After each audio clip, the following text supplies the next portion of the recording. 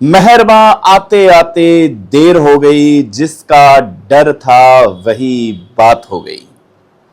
मैं रस्ते से जा रहा था, तुझको मिर्ची लगी तो मैं क्या करूं। इस तमाम प्रकार के इस तमाम किस्से हैं जो तमाम और प्रकार एक साथ में इसलिए बोल रहा हूं कि थोड़ा अजीबोगरीब लगता है। जब तमाम बोला जाता है तो वही पर्यायवाची शब्द प्रकार, अर्थ इनके एक एक हैं। अब आपको समझाने का प्रयास करते हैं कि हनुमान बेनीवाल की वो कवायद जो जयपुर की गलियों में निकली थी, लेकिन अब ऐसा लगने लगा है कि जयपुर की गलियों में हनुमान बेनीवाल का ये आंदोलन जन आंदोलन बनने की तैयारी कर रहा है। इस वक्त की आपको ब्रेकिंग खबर बता देते हैं। नमस्कार, आप सभी का स्वागत है। आप सब कैसे हैं? उम्मीद करते हैं कि आप सब अच्छे होंगे। इस वक्त सचिन पायलट ने एक बहुत बड़ा बयान दिया है। सचिन पायलट ने कहा है कि हम आरपीएससी भंग करने की पहले मांग कर चुके हैं। पूर्ववर्ती सरकार के समय भी ये बातें हुई थी, लेकिन अब आरपीएससी भंग नहीं कर पा रही है भाजपा सरकार। भाजपा सरकार के अंदर जैसे ही भाजपा के मुख्यमंत्री भजनलाल शर्मा बनते हैं तो उन्होंने ये कहा था कि हम एसओजी का गठन करेंगे। इसके बाद में काफी जो गलतियां हैं वो गलतियां पकड़ने का प्रयास करेंगे।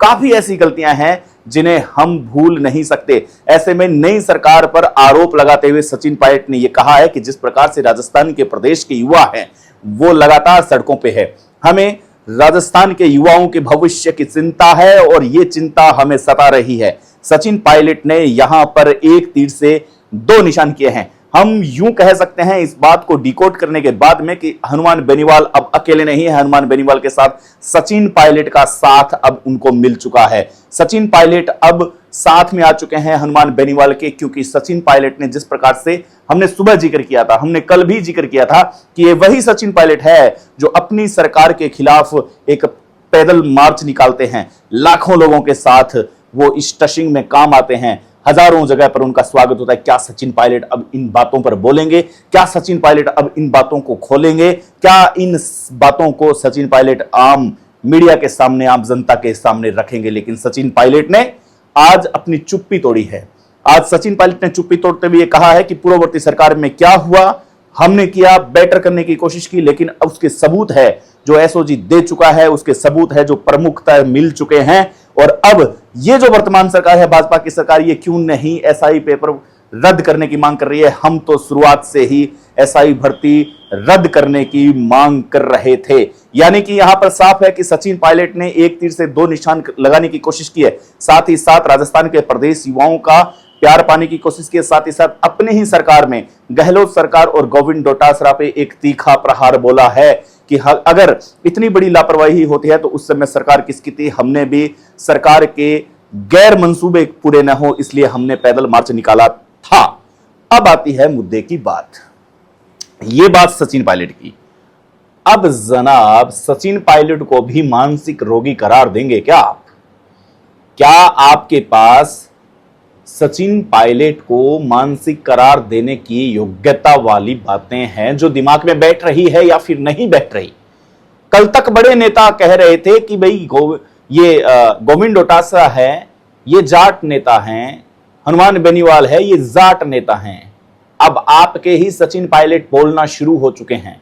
अब किस किस की जुबान को आप बंद करेंगे और किस किस को मानसिक रोगी करार देंगे? हनुमान बेनीवाल ने जो कहा वो सत्य होते हुए सचिन पायलट ने यह कहा है कि हम पहले ही इसकी मांग कर रहे थे। नई सरकार आई, एसओजी की गठन किया, एसओजी ने बहुत बड़े जाल को निकाला, उसमें से काफी सबूत मिले, लेकिन अब आरपीएससी भंग करने की मांग है वो क्यों नहीं पूरी की जा रही है?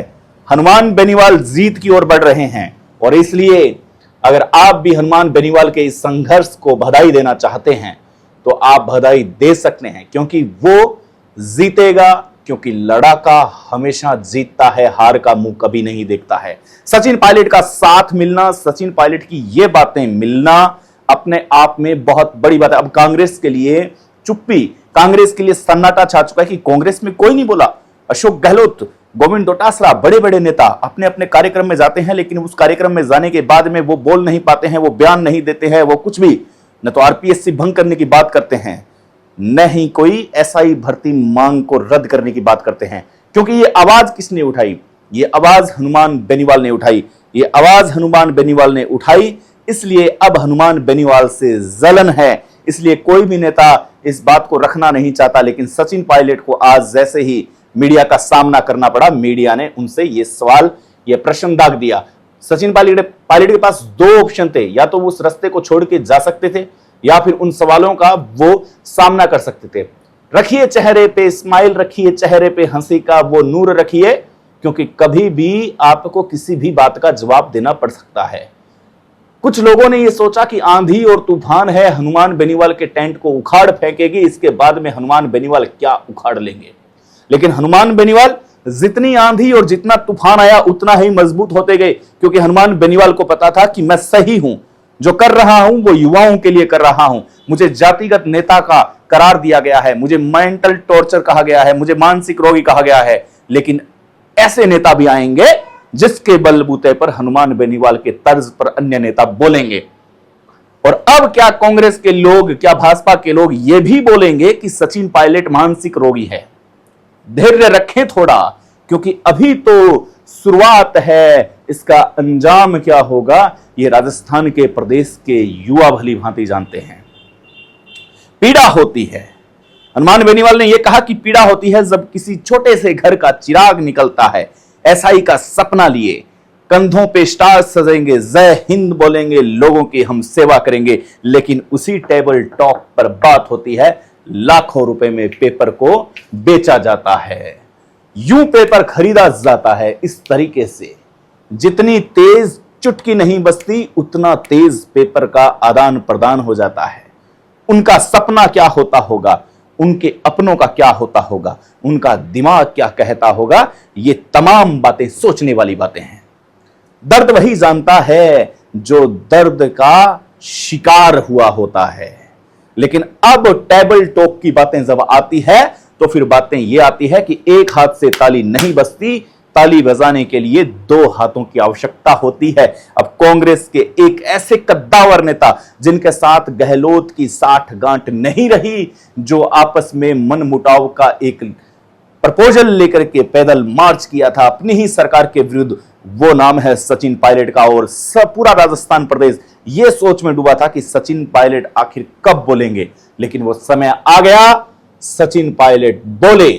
लेकिन यहां पर बात हुई रविंद्र सिंह भाटी की। रविंद्र सिंह भाटी ने चुप्पी नहीं तोड़ी। रविंद्र सिंह भाटी ने यह कहा कि मैं तो निर्दलीय हूं, लेकिन क्या अब एक ऐसी पार्टी का उन्हें साथ नहीं देना चाहिए जो 36 कौम की बात करता हो।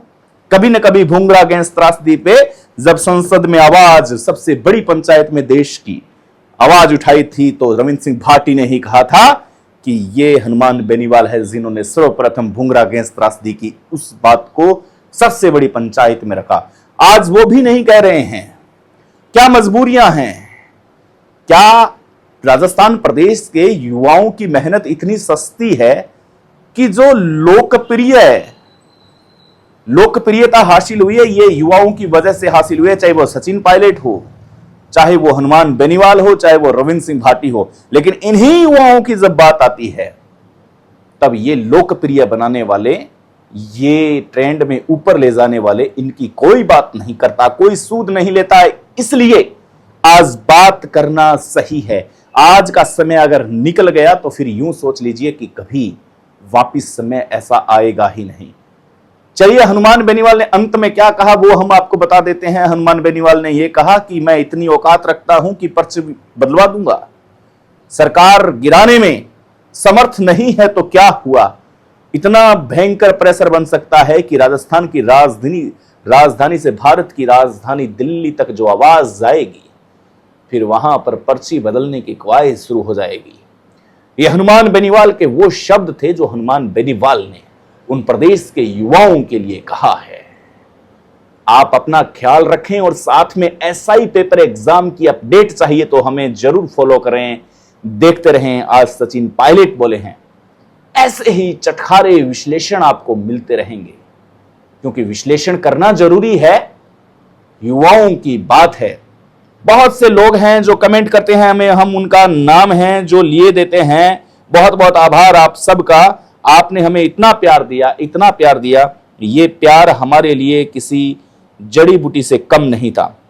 चलिए हम आपका नाम लेते हैं। ऐसे कुछ लोग, एक है सुमन। सुमन ने कहा है कि thanks RLP supremo Hanuman Beniwal, Khatu Shyam ji, Sikar, Rajasthan से। ये इन्होंने कहा है। थैंक यू सो मच, बहुत बहुत आभार आपका। Thank you Suman ji. साथ में विजय कहते हैं कि आरएलपी, विजय आरएलपी। और एक है CMGU CM गुड़ा, निष्पक्ष और शानदार पत्रकारिता। थैंक यू सो मच आपका। इस प्रकार के कई कमेंट्स हैं जो आई हुई है, हम आपका नाम भी लेंगे। बहुत बहुत आभार। नेक्स्ट वीडियो में आपका भी नाम हो सकता है। तब तक के लिए रब्बा खैर शब्बा खैर, मुझे दें इजाजत, क्योंकि मैं जा रहा हूं फिर से एक विश्लेषण करने के लिए। Thank you.